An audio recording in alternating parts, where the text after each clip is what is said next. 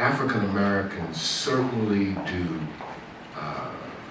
they certainly do enjoy the idea that we have a heritage that extends from Africa that included royalty, kings and queens. However, the reality is we were not all kings and queens. In fact, all of our peoples in Africa did not come from great empires or great civilizations. Many of them live in small, very isolated places. However, Africa made a great contribution regardless of the great empires, the great movements, and the events throughout history. And the reason I say that is because that brings to mind a whole area of humanity that is not covered in Western academia, and that is what I call the African intellect, the African genius, which is not talked about a lot. It is that African genius that created those empires.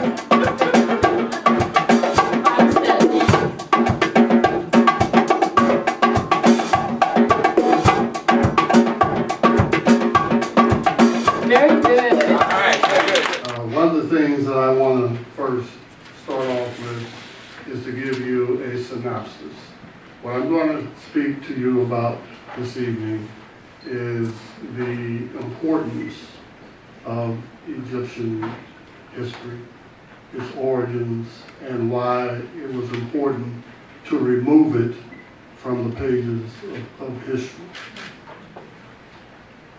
I want to preface that by giving you some references that I would hope that you would research that would further facilitate your knowledge and understanding of Egypt and its importance on the world stage.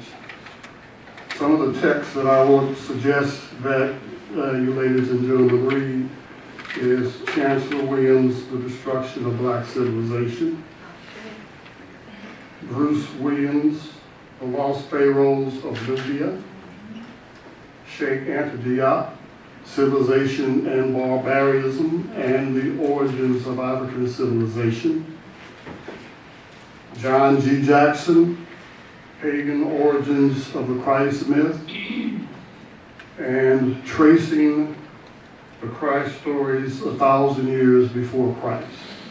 And I say that because it's important once we understand the origins of Egyptian history, we will understand that the concept of religion and its origins and the Christ stories originated thousands of years prior to the actual birth of whom we know today as Jesus Christ.